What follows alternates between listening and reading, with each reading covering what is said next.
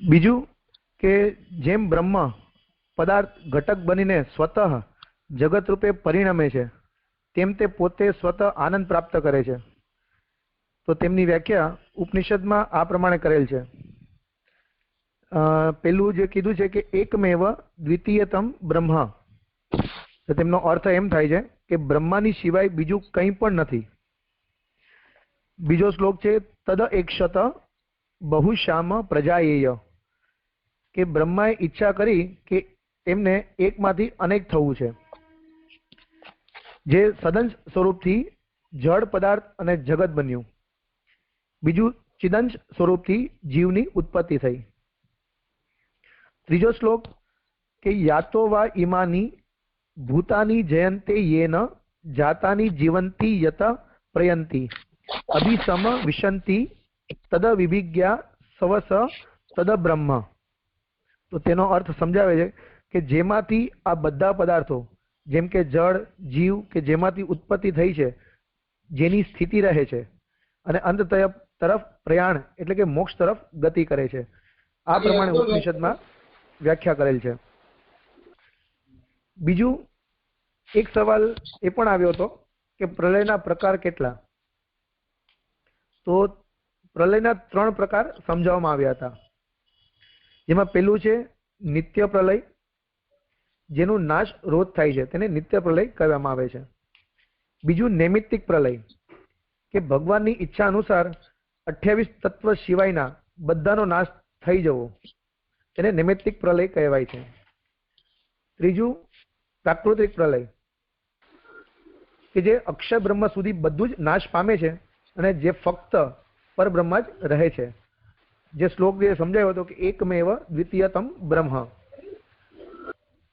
आ रीते प्रलयना 3 प्रकार आपने समझाववामां आव्या हता। बस आ रीते हूँ एटलुं समझो छुं।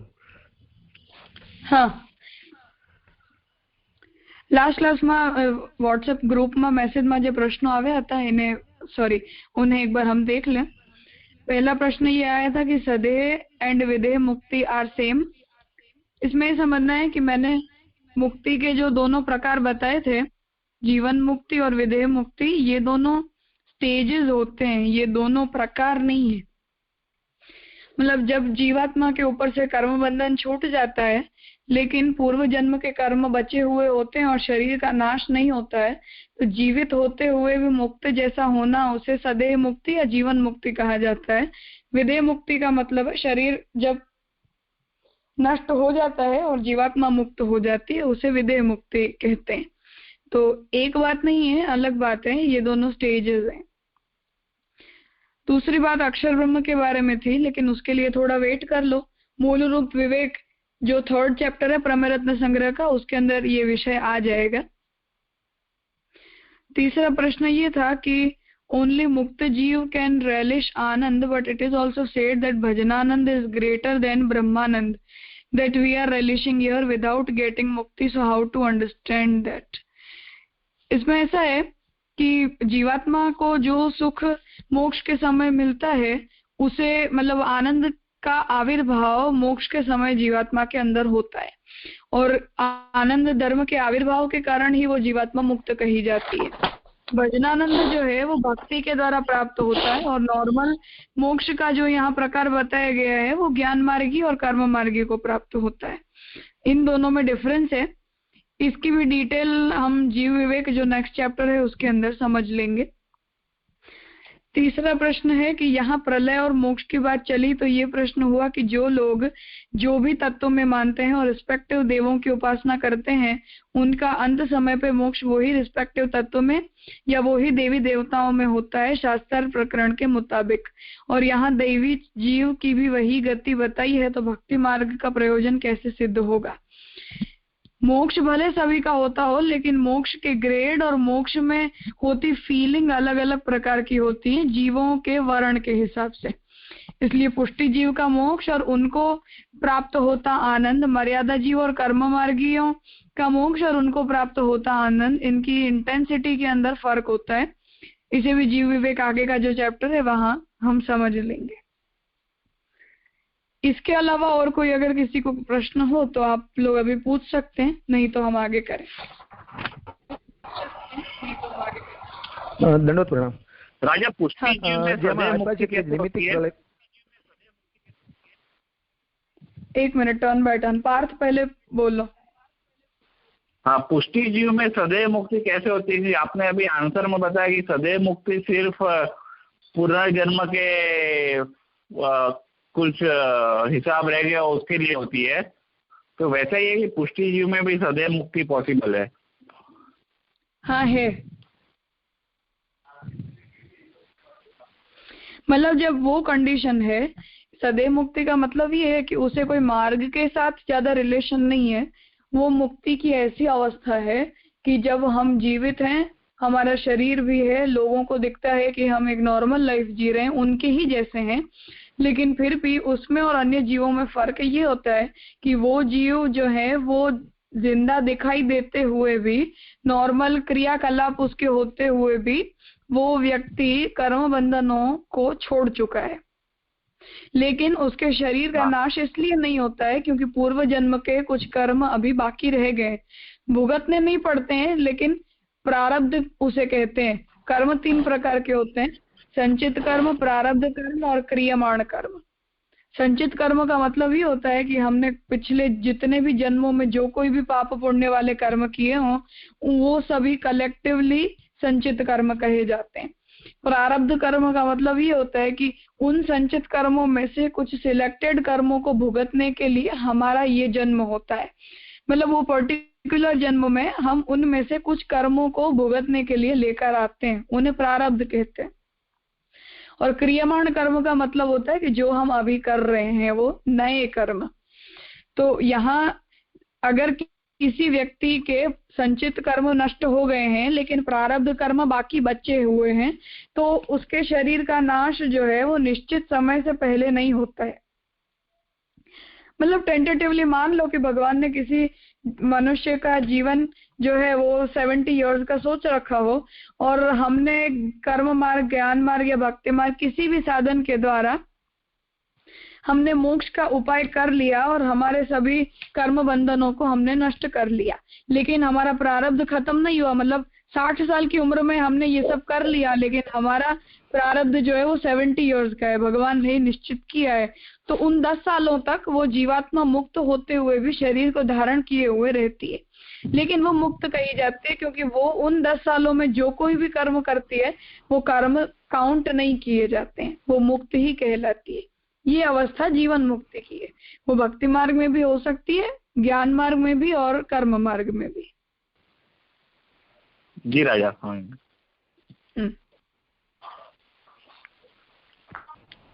ये सदैव मुक्ति को राजा अलौकिक सामर्थ्य या तो नवतनुत्व कह सकते पुष्टि भक्ति मार्ग में?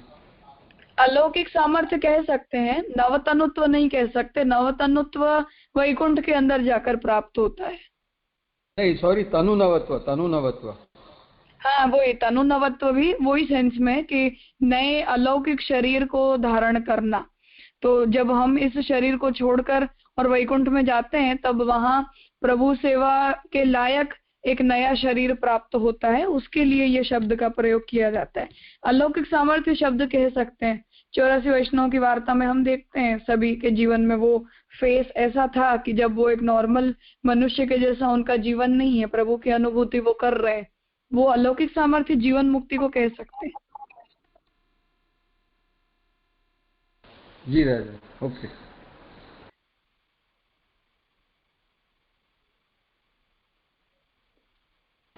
ठीक है। राजा एक सेकेंड, नवत्व अनुत्व तो वैकुंठ प्राप्ति है, पर तनु नवत में तो यहाँ ही माने जो यमुना जी की कृपा से जो यह प्रकार के तनु नवत्व तो विद्यमान जीवन में ही प्राप्ति है ना। वो और अलौकिक सामर्थ्य में कोई डिफरेंस नहीं है। फिर अगर हम यही उस शब्द का प्रयोग कर रहे हैं, मतलब एक सभी गुणों के ऊपर पहुंच जाने वाली अवस्था या मानसी या सर्वात्म भाव, ये जो फलावस्थाओं को अगर हम यहाँ काउंट करना चाहते हो तो वही अलौकिक सामर्थ्य से हम कहना चाहते हैं। इनमें कोई फर्क नहीं है फिर?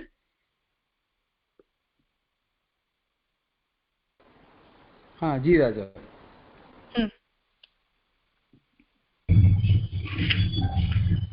ધન્યવાદ પ્રણામ. નૈમિત્તિક પ્રલયના જે આપણે છે 28 તત્વ જે લખ્યા છે કે જે ઈ બચે છે, બાકી બધું નાશ થઈ જાય છે, તો એમાં 28 જે તત્વ છે ક્યાં ક્યાં છે, તો એ આપને નામ જાણવા હોય તો? મૂળરૂપ વિવેકની અંદર આવી જશે ને તમને જો જોવું જ હોય તો ઇન્ડેક્સની અંદર મૂળરૂપ વિવેક એ ચેપ્ટર જોઈ લો. એ પૂરું થાય છે ત્યાં છેલ્લા પેજ ઉપર આખો ચાર્ટ આપેલો છે એનો. ઓકે. અને બાકી આપણે રોજ ચોક્કસ. અને બીજું એક આ રોજ નાશ થવું એટલે એક્ઝામ્પલ એટલે કઈ કઈ વસ્તુ આવે એમાં જે રોજ नाश થાય છે नित्य प्रलय में? जैसे मैंने बताया था कि हम पृथ्वी लोक के ऊपर रहते हैं, लेकिन ब्रह्मांड के अलावा अन्य भी बहुत सारे लोक हैं, तो वहां तो उत्पत्ति नाश भी चलता रहता है. हमने उत्पत्ति नाश को नहीं देखा, लेकिन अन्य लोकों के अंदर तो उत्पत्ति नाश चलता रहता है. एकदम मैक्रो लेवल के ऊपर अगर हम देखें तो जैसे हमारे सेल्स शरीर के रोज रोज मरते रहते हैं, या छोटे लेवल पर पृथ्वी के अंदर भी इंटरनली बहुत सारे चेंजेस आते रहते हैं. जैसे अभी एक न्यूज में मैंने पढ़ा था कि बांग्लादेश और भारत के बीच में किसी एक टापू के विषय में विवाद चल रहा था कि वो कौन सी सीमा में गिना जाएगा, लेकिन वो विवाद इसलिए खत्म हो गया क्योंकि वो टापू ही नहीं बच गया, वो टापू ही समुद्र के अंदर चला गया, तो वो डिस्प्यूट खत्म हो गया. तो ये भी एक नाश का प्रकार है. तो छोटा मोटा उत्पत्ति और छोटा मोटा नाश तो ब्रह्मांड के अंदर चलता ही रहता है, इसे नित्य प्रलय कहते हैं. जी राजा. राजा दंडवत किरीट વાત કરું. હા. પ્રારબ્ધ કર્મની જે આપે વાત કરી તો પુષ્ટિ માર્ગના સંદર્ભમાં પ્રારબ્ધનો કઈ શું રોલ કે કઈ હદ સુધી, અગર જ્યારે જીવે બ્રહ્મ સંબંધ લીધું છે અને એ જીવ સમર્પિત છે ભગવાન ઠાકોરજીને, તો એના પ્રારબ્ધ કર્મ ક્યાં સુધી એને લાગુ પડે છે? કારણ કે એમ સાંભળવામાં આવ્યું છે કે ઠાકોરજી તો પ્રારબ્ધના કર્મને પણ દૂર કરે છે. પુરુષોત્તમ સહસ્ત્રનામ સ્તોત્રમાં પણ એક છેલ્લું નામ આવે છે, પ્રાકૃતા દ્રષ્ટ માર્ગશ્ચ, એવું કંઈક નામ. તો એ કઈ રીતે એનો પ્રારબ્ધ કર્મનો શું રોલ હોઈ શકે પછી પુષ્ટિજીવને? देखो, इसमें ऐसा है कि प्रभु किसी के ऊपर कोई विशेष कृपा करके और उनके साथ एक्सेप्शनल केस में उनके कर्मों को असमय नष्ट कर दें या उन्हें न भुगतवाएं, तो ये तो नियम नहीं है, ये प्रभु की इच्छा के अधीन है और प्रभु तो जो चाहे वो कर सकते हैं. लेकिन नियमतः ठाकुर जी इन चीजों के अंदर इंटरफियर नहीं करते हैं, सिवाय कि उस जीव के ऊपर प्रभु की उस जीव विषय कोई विशेष इच्छा हो तो अलग बात है. बाकी कर्म के सिद्धांतों को हर एक मनुष्य को पालना ही पड़ता है और वो बाउंड्री के बाहर कोई भी नहीं होता है. तो पुष्टि जीव हो फिर भी मानसी सर्वात्म भाव के लेवल पर फल बुद्धि तक हम पहुंच गए हो तो अलग बात है. बाकी ऐसा अगर ना हो, साधनावस्था पे हो, तो उन कर्मों को तो भुगतना ही पड़ता है. बाकी एक्सेप्शनल केस में तो ठाकुर जी जो करना चाहें वो कर सकते हैं, उस विषय में हम कोई नियम नहीं बता सकते. जी राजा. हाँ, दंडवत. हाँ, क्लियर.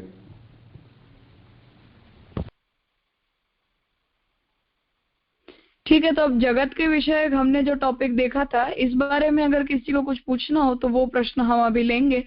बाकी जीवात्मा और कर्म और इन संबंधी जो भी सब प्रश्न उठ रहे हैं उनका सॉल्यूशन आगे जाकर जीव विवेक और मूल रूप विवेक के अंदर हो जाएगा. तो जगत के सब्जेक्ट के रिलेटेड अगर कुछ हो तो अभी आप पूछ लो, नहीं तो आगे करते हैं.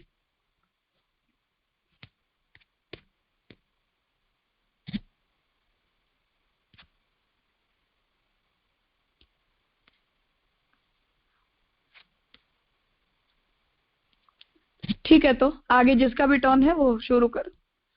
ब्रह्म जगत कारण पण छे, उस विषय से करना है. दंडवत प्रणाम राजा. नहीं. हाँ हाँ. हाँ. ब्रह्म जगत कारण पण छे, जेमा કે જેના દ્વારા વસ્તુ ઉત્પન્ન થાય તેને કારણ કહેવામાં આવે છે. બીજી રીતે કહેવું હોય તો જેના વિના વસ્તુ ઉત્પન્ન ન થઈ શકે તેને कारण कहवामा आवे छे. यहाँ कह रहे हैं कि कारण क्या होता है, कारण किसको कहते हैं? तो जो भी चीज है जिसके बिना उत्पत्ति पॉसिबल नहीं है, यानी जिसके रीजन के बगैर कुछ उत्पन्न होना पॉसिबल नहीं है, उसको यहाँ पे कारण समझना चाहिए। એક્ઝામ્પલ के तौर से માટલું એક કાર્ય છે। માટલાને ઉત્પન્ન કરવા માટે માટી, પાણી, દંડો વગેરેની प्राथमिक जरूरियात रहे છે। तो एग्जाम्पल दिया है कि मटका है वो एक कार्य है, पर उसको बनाने के लिए वो जो पानी जो चाहिए, उसके अंदर माटी चाहिए या डंडा चाहिए, चाकड़ो चाहिए, वो जो चीजों की जरूरत रहती है वो उत्पत्ति के लिए उसका मेन कारण रहता है कि अगर माटी नहीं होगी तो उसके बगैर वो पॉसिबल नहीं है। માટલું જે कार्य बन्यु छे ए पॉसिबल नहीं। तो यहाँ पे कारण का समझाया है कि बगैर कारण के ये उत्पत्ति पॉसिबल नहीं है। तो किसी भी चीज की उत्पत्ति के कारण का होना आवश्यक है। आमाथी कोई पण वस्तु खूटे तो માટલું न बनी शके। आथी माटी वगैरेने માટલાના कारण કહેવામાં આવે છે। जगतનું कर्ता जेम ब्रह्म छे तेम जगतનું कारण पण ब्रह्म ज छे। इसलिए ऐसा समझा रहे हैं कि માટલા के का जो रचना हुई है उसका जो मेन कारण है वो चाकड़ो, डंडे, माटी सब है, और उसके कारण के बगैर मटके का उत्पत्ति होना पॉसिबल नहीं है। उसी तरह उसी एग्जाम्पल से हमको लेना चाहिए कि जगत जो है, जगत के कर्ता जो है वो ब्रह्म है और उसका कारण है वो भी ब्रह्म ही है। यानी यहाँ पे जो आगे हमने समझा वैसे कि जो जगत का कर्ता है वो भी ब्रह्म है और जगत का कारण है वो भी ब्रह्म है और कार्य है वो भी ब्रह्म ही है। यानी वस्तुतः सभी कुछ जो है ब्रह्म है। मतलब पिछले हमने जो अभी इसके ऊपर टाइटल देखा कि ब्रह्म पोते ज जगत करता छे, इस सब्जेक्ट को देखकर सहज हमारे मन में ये सवाल आ जाता है कि जैसे कुम्हार है वो सभी इंग्रेडिएंट्स, मटेरियल्स को मिलाकर और घड़े को बना देता है, या हम कहीं से सब मटेरियल्स इकट्ठा करके और कोई प्रोडक्ट को रेडी कर देते हो, तो हम तो करता हुए लेकिन मटेरियल कुछ और हुआ। मतलब कुम्हार खुद मटका नहीं बन जाता है, कुम्हार मट्टी लाता है और उस मट्टी में से मटके को बनाता है। तो कर्ता जो है वो कारण नहीं है, मतलब कॉजल इंग्रेडिएंट या मटेरियल जो है वो कर्ता नहीं होता है। क्रिएटर होना एक अलग बात है, और वो क्रिएट करने में किसी चीज का मटेरियल या इंग्रेडिएंट होना एक अलग बात है। तो यहाँ हम ये अगर कहते हैं कि ब्रह्म ने जगत को बनाया है, तो नेक्स्ट क्वेश्चन हमें ये आता है कि तो फिर जगत का मटेरियल क्या है? क्योंकि यहाँ अगर जब हम ब्रह्म को कर्ता कह रहे हैं तो उसका मतलब ये हुआ कि ब्रह्म कुम्हार की तरह घड़े को बनाने वाला है, लेकिन घड़े को बनाने के लिए जो मटेरियल्स की जरूरत है वो क्या बनते हैं? तो जगत के विषय जब हम ये सवाल उठाते हैं कि जगत के इंग्रेडिएंट्स, मटेरियल्स क्या हैं, तो उसके उत्तर में यहाँ कहा जा रहा है कि ब्रह्म जो स्वयं ही जगत का कारण भी है। मतलब कि भगवान खुद ही अपने आप को एज ए इंग्रेडिएंट यूज करते हैं। अब ऐसा क्यों है, तो उसका उत्तर हमने पहले जो श्रुति वचन मैंने लिखवाया था, एकमेवा द्वितीयम ब्रह्म, उसमें हमने ये बात समझी कि ब्रह्म एकमेवा अद्वितीय है।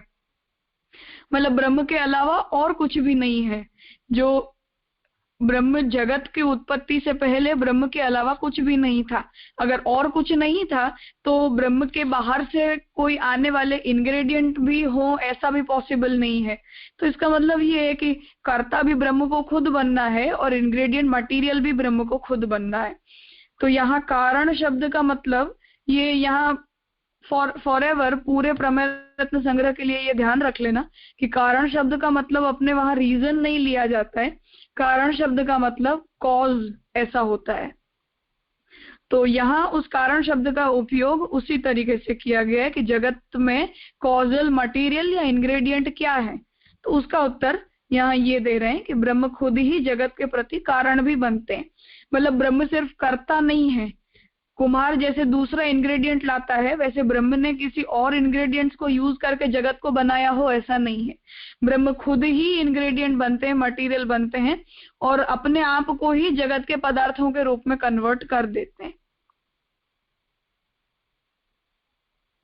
तो कर्ता और कारण दोनों ब्रह्म है, ये बात यहाँ हमें समझनी चाहिए। सिर्फ कर्ता नहीं है, क्योंकि इंग्रेडिएंट अगर हम कुछ और मानेंगे तो ब्रह्म अद्वितीय नहीं रह जाएंगे। मतलब अगर हम ऐसा कहते हैं कि भगवान ने कोई और मटेरियल यूज करके जगत को बनाया है, तो फिर ब्रह्म अद्वितीय नहीं रहे। जगत के पूर्व ब्रह्म के अलावा कुछ और मटेरियल भी था, कुछ और इंग्रेडिएंट्स भी थे जिनको यूज करके और भगवान ने जगत को बनाया। तो आफ्टर ऑल उसका कंक्लूजन ये आ जाएगा कि अगर इंग्रेडिएंट्स कुछ और थे तो ब्रह्म एकमेव अद्वितीय नहीं है, और अगर वो एकमेव अद्वितीय नहीं है तो उनकी ईश्वरता भी ईश्वरता नहीं रह जाएगी। तो इसलिए उनके ईश्वरत्व को और उनकी सुपीरियरिटी को मेंटेन करने के लिए उपनिषद ये बात समझाते हैं कि ब्रह्म स्वयं ही अपने आप को एज ए मटेरियल यूज करके और जगत के रूप में बन जाते हैं।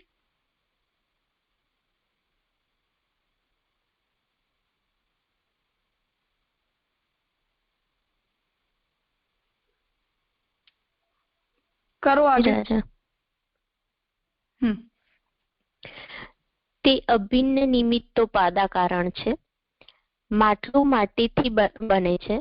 પાણી, છાકડો, દંડો વગેરે માટલાને બનાવવામાં સહાયરૂપ થાય છે. ઘરેણા સોનાથી બને છે. હથોડી, એરણ, કાનસ વગેરે ઘરેણા બનાવવામાં સહાયરૂપ થાય છે. यहाँ एग्जाम्पल दिया है कि मटका जो है वो मिट्टी से बनता है, और चाकड़ो, दंडो वगैरह जो भी चीजें हैं उनके साथ जो यूजफुल मटेरियल रहता है, जो बनाने का, वो कारण मात्र रहते हैं। और वैसे ही घरेणा जो सोने के जो रहते हैं, वो सब हथौड़ी, एरन वगैरह उसके सर सामान से ही बनते हैं, वो उसके सहायक रहते हैं। वैसे इस स्थान को समझना चाहिए। तो फर्स्ट है વસ્તુનું નિર્માણ કોઈક પદાર્થ કે દ્રવ્યથી થાય છે. બીજું છે વસ્તુનું નિર્માણમાં કેટલાક સહાયક સાધનોની જરૂરિયાત હોય છે. तो यहाँ पे दो कारण हो सकते हैं कि वस्तु का जो निर्माण, जो चीज है उसका प्रोडक्शन जो होता है उसके पीछे कोई द्रव्य होता है या कोई पदार्थ होता है, और सेकेंडरी जो थिंग्स है वो निर्माण के अंदर उसके साथ अलग अलग ऑर्नामेंट्स, मटेरियल्स की जरूरत रहती है। वो दोनों लिखा है उसमें। આને જ તો તર્કશાસ્ત્રીય ભાષામાં કહેવામાં આવે તો કેમ કહી શકાય કે કોઈ પણ વસ્તુની ઉત્પત્તિમાં મુખ્યત્વે બે કારણો છે।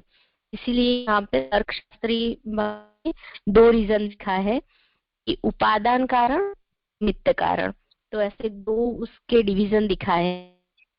उपादान कारण જે કારણ પોતાના કાર્યથી જુદા પડ્યા વિના રૂપમાં પરિણમી જતું હોય છે। કૃણાલભાઈ કઈ પૂછવું છે? લક્ષિતા નહીં? હા,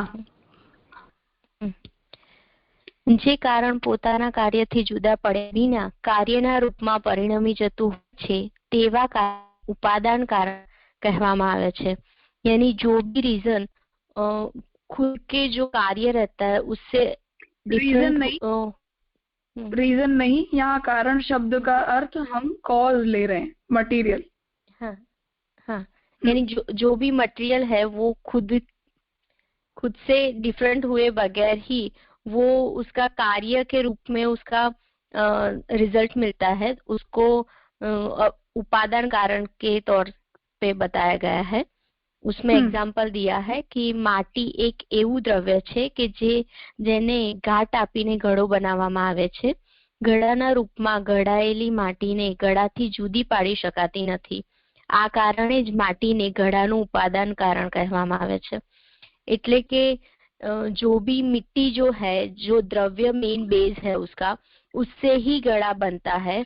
और अगर वो जो घड़ा है उसमें से जो माटी के साथ घड़ा बन जाने के बाद मिट्टी को घड़े से अलग नहीं किया जा सकता। तो जो मेन कॉज है वो जो रीजन यानी जो कॉज जो बोलते हैं वो मेन है, वो मिट्टी है। और मिट्टी को घड़े से अलग नहीं कर सकते, वो दोनों एक ही है, क्योंकि बगैर मिट्टी के घड़ा पॉसिबल नहीं है। और घड़े को बनने के लिए मिट्टी मेन कारणभूत है। यानी यहाँ पे हम कॉज के हिसाब से हमको समझना चाहिए कि उसको डिफरेंट नहीं कर सकते एक दूसरे से। हाँ, ऐसा ही ना राजा? आगे का निमित्त कारण भी पढ़ लो तो कंपैरेटिव ज्यादा समझ में आएगा। जी। નિમિત્ત કારણ ઉપાદાન કારણ સિવાયના કાર્યની ઉત્પત્તિમાં સહાયક થતા કારણોને નિમિત્ત કારણ કહેવામાં આવે છે। यानी उपादान जो कारण है उसके अलावा जो कार्य की उत्पत्ति के लिए और सब जो मटेरियल्स की नीड्स रहती है उसको निमित्त कारण कहते हैं। एग्जाम्पल के तौर पे चाकड़ो, दंडो, पानी वगैरह जो मटके के रूपांतर के लिए हमको और सब इक्विपमेंट्स की जरूरत रहती है और सब मटेरियल्स की जरूरत रहती है, उसको यहाँ पे समझाया गया है। जैसे पानी वगैरह માટલામાં નિર્માણમાં સહાયરૂપ થનારા પદાર્થો છે, આથી આ પદાर्थोને માટલાના નિમિત્ત કારણ કે કરણ કહેવામાં આવે છે। तो यानी मटका जो बना वो उसके लिए जो नीड्सफुल थिंग्स थे उसको यहाँ पे निमित्त कारण कहा है कि अगर वो लोग भी नहीं होते, वो जो चीजें हैं जो मटके के स्वरूप को रूपांतरित करने के लिए सहायरूप बने हैं, वो नहीं होते तो भी मटका नहीं बन पाता, इसलिए यहाँ पे उसको निमित्त कारण कहा है। और बेसिकली जो चीज को उससे अलग नहीं किया जा सकता उसको यहाँ पे मिट्टी और घड़े के रूपांतर से जब मिट्टी का रूप घड़े में बन जाता है तो उसको मिट्टी और घड़े को अलग नहीं किया जा सकता, उसके हिसाब से उपादान कारण बताया गया है। और जिसके लिए, जिसकी वजह से ये उत्पत्ति हुई है उसको उपादान निमित्त कारण में समझाया गया है। जैसे आपने वो एग्जाम्पल भी दिया था पहले एक बार, मशीन और कपड़े का, जो मशीन से जो कपड़ा सिलते हैं, तो अगर मशीन से जो कपड़ा सिल जाता है एक बार तो उसको वो मशीन और वो उसके लिए कारणभूत रहती है, पर अगर कपड़ा सिलाई होने के बाद आप उसको हर एक रेशे से अलग कर देते हो तो उसमें ना तो कपड़ा रहेगा ना सिर्फ उसके धागे ही बच जाएंगे, पर वो जो सिलाई के लिए जो मेन कारणभूत रहा है वो मशीन रहा है, वो निमित्त कारण हो जाता है फिर उसका। हाँ,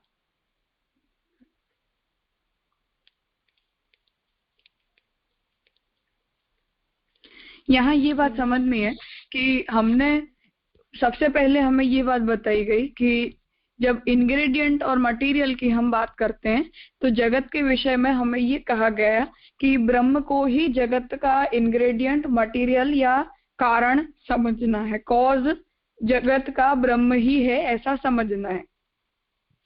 अब जब हम ये स्टेटमेंट दे रहे हैं तो उसके सामने यहाँ ये प्रश्न खड़ा हो रहा है कि किसी भी वस्तु को बनाने के लिए जो मटेरियल्स का यूज किया जाता है वो दो तरह के होते हैं।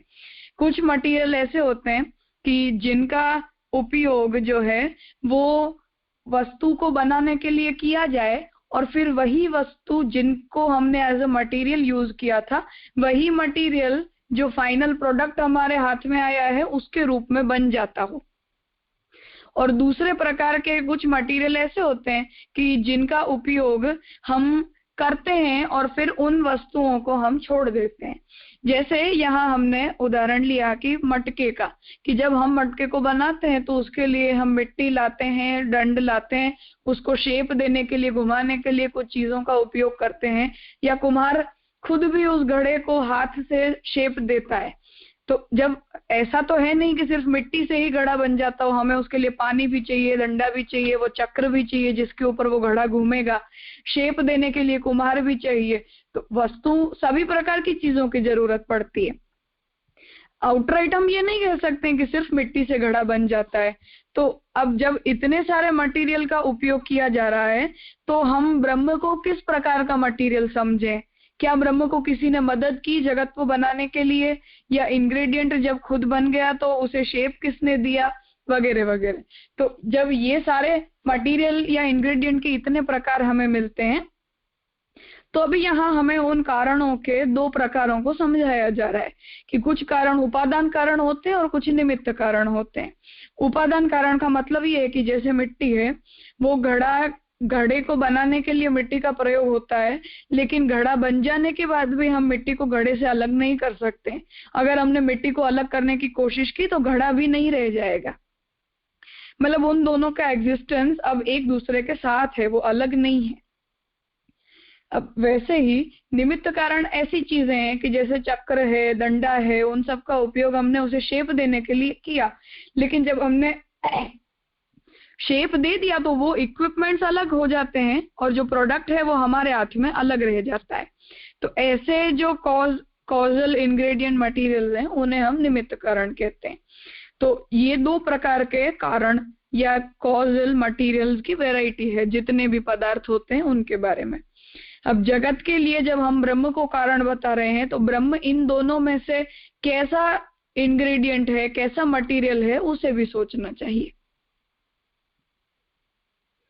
अगर इन दोनों व्याख्याओं के संबंध में किसी को कुछ डाउट हो तो अभी पूछ लो।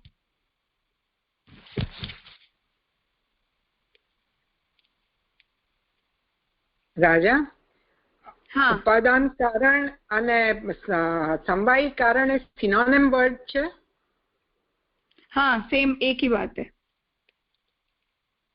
ठीक है राजा, प्रणाम।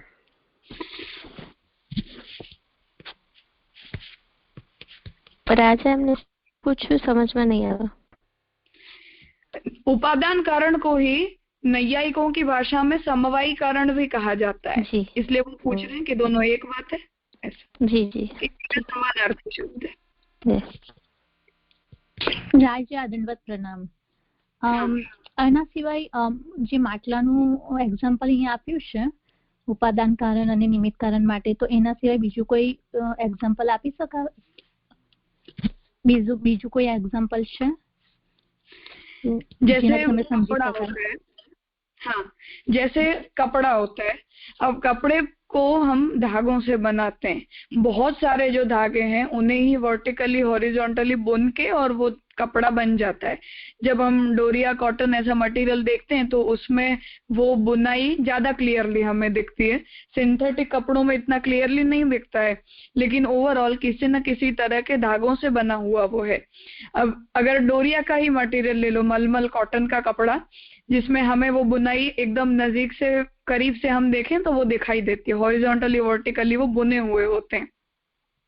अब अगर हम कभी ये कोशिश करें उसमें से एक धागा निकल जाए, हम उसे धीरे धीरे एक एक धागों को खींचना शुरू करें और अगर हम सभी धागों को निकाल दें तो कपड़ा नहीं बच जाएगा।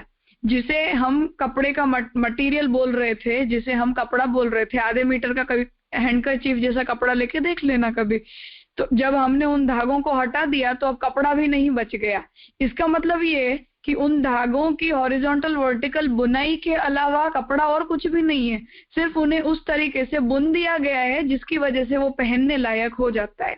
हम धागों को नहीं पहन सकते लेकिन उनके बने हुए कपड़े को पहन सकते हैं। Your input is invalid. तो यहाँ जो बुने हुए धागे हैं जिसे तंतु कहा जाता है, वो तंतु जो है वो धागे कपड़े के प्रति उपादान कारण है।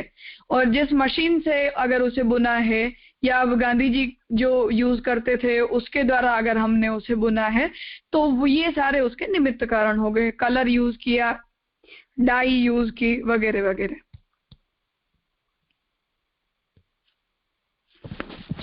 ये समझ में આવ્યું। हाँ, इन शॉर्ट इसका मतलब ये है कि ऐसा कोई मटेरियल कि जो उसके प्रोडक्ट के अंदर मिल जाए, जिसे हम कहते हैं कि अनुस्यूत हो जाए। तो जो ऐसा मटेरियल होता है जो प्रोडक्ट के अंदर अनुस्यूत हो जाता है और उसे उसके कार्य या प्रोडक्ट से अलग करना पॉसिबल नहीं है। जैसे हम मिट्टी को घड़े से अलग नहीं कर सकते हैं, ऐसे अलग नहीं किया जा सकता हो, ऐसे कारण को उपादान कारण कहते हैं।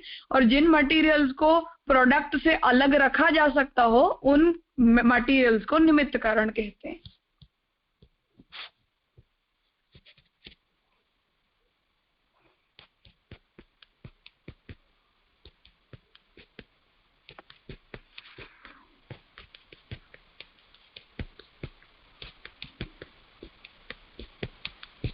और कुछ पूछना है इन डेफिनेशंस के बारे में?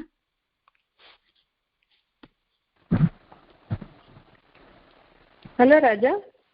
हाँ राजा, द्रव्य कहो या उपादान कारण कहो, मतलब एक एज ए फॉर्म द्रव्य लेना चाहिए, और उपादान कारण मतलब उससे जो उत्पन्न होती है वो ऐसा कॉज, मतलब द्रव्य से क्या है मतलब? द्रव्य मतलब मटेरियल, पदार्थ। वैसे द्रव्य शब्द का मतलब वस्तु, ऐसा ही होता है।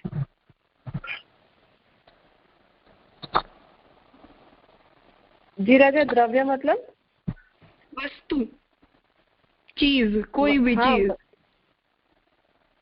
और ये उपादान कारण मेन ऐसे तो मीनिंग एक ही हुआ ना राजा, मतलब उसमें से ही एज एग्जाम्पल लेना चाहिए, तो द्रव्य से क्या ले लेंगे?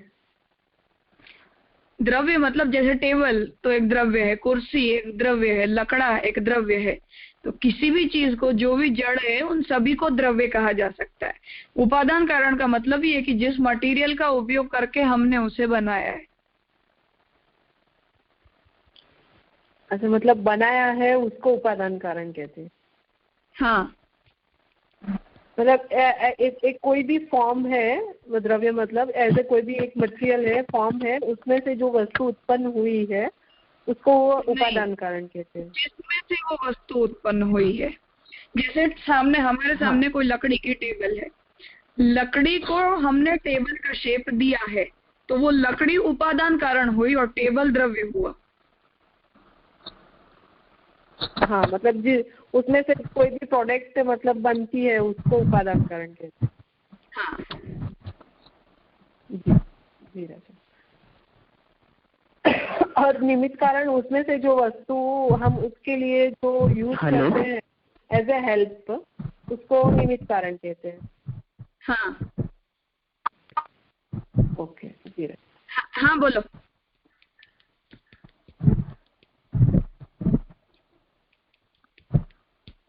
किसी ने बीच में अनम्यूट किया था, आपको जो भी पूछना है पूछ सकते।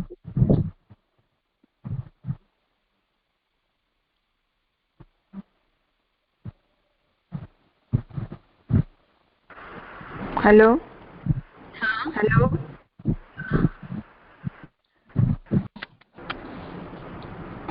हाँ, आपकी आवाज सुनाई दे रही है मुझे, आप पूछिए जो भी कहना है। Hello hello. हाँ, तो एक काम करो, आगे का वो एक पैराग्राफ पढ़ लो तो ये सब्जेक्ट कंक्लूड हो जाएगा। જી રાજા। સામાન્ય રીતે કોઈ પણ કાર્યના ઉપાદાન કારણ તથા નિમિત્ત કારણ અલગ અલગ હોય છે, જગતના કિસ્સામાં પરંતુ ઉપાદાન અને નિમિત્ત કારણ अलग अलग નથી।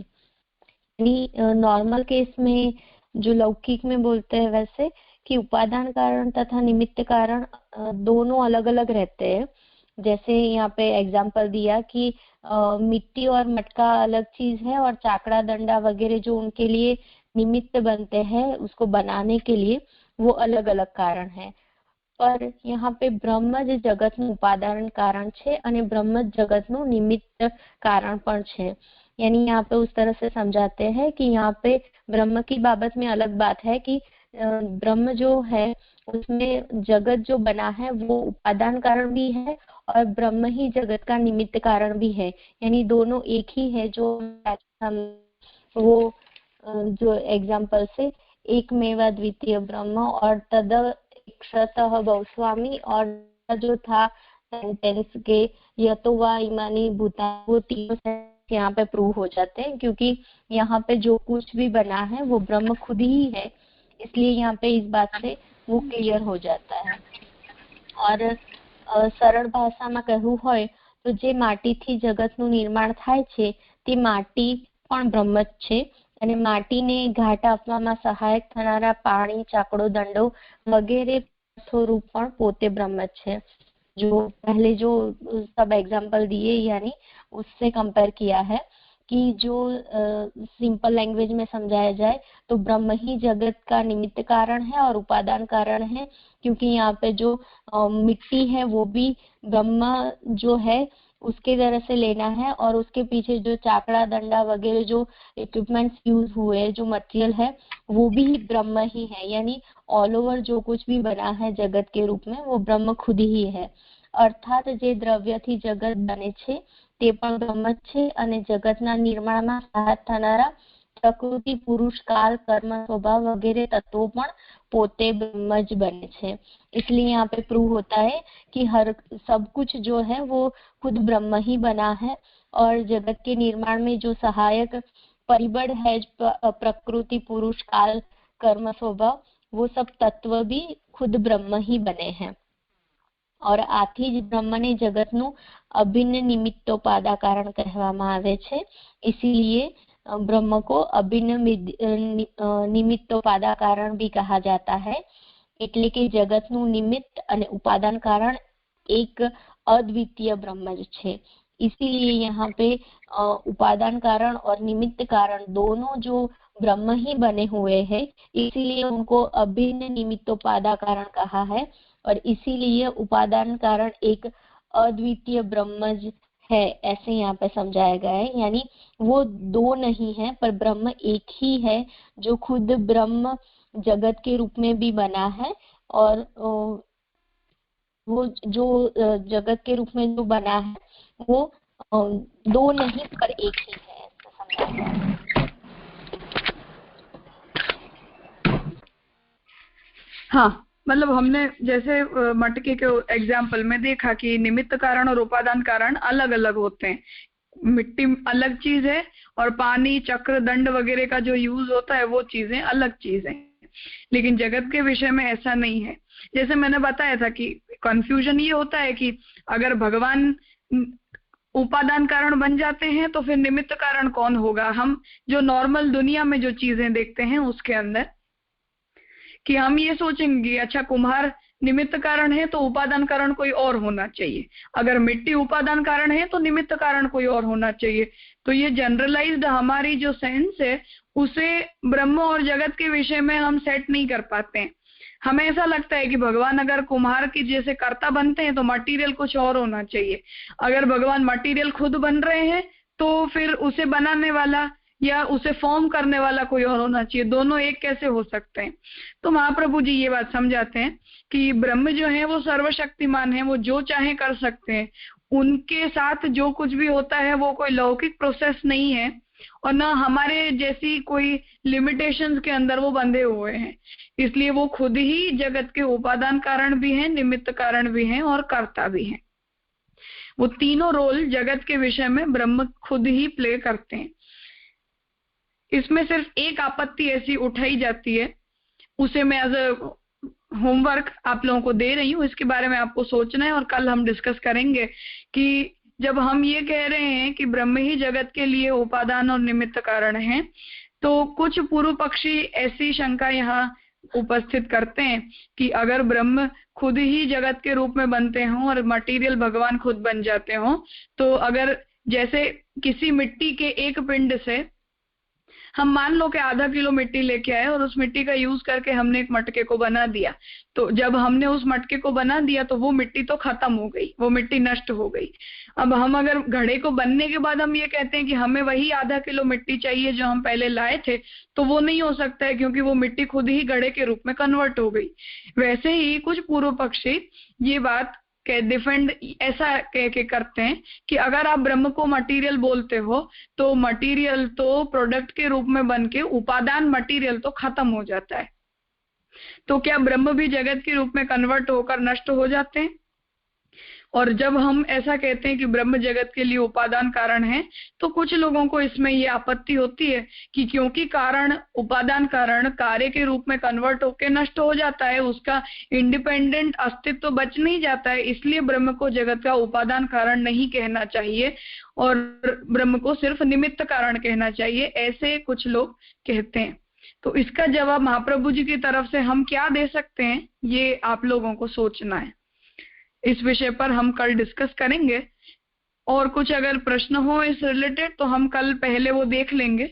नहीं तो मैंने जो बात बताई है कि कुछ लोग महाप्रभु जी के इस स्टेटमेंट के ऊपर ही आपत्ति उठाते हैं, तो उस विषय में आप लोग सोच कर आना कि महाप्रभु जी इसका जवाब क्या दे सकते हैं, हम हमारी तरफ से इसका आंसर क्या दे सकते हैं, ताकि ब्रह्म का नाश हो जाता है या ब्रह्म जगत के रूप में बन जाते हैं तो ब्रह्म नहीं बच जाते हैं, इन सारी आपत्तियों को हम हटा कर और महाप्रभु जी की बात को सिद्ध कर पाए। इसके ऊपर सोचकर और कल आना, हम आगे इस विषय को डिस्कस करके फिर आगे बढ़ेंगे। आज का यहाँ रखते हैं। जी राजा, धन्यवाद। प्रणाम राजा। प्रणाम राजा।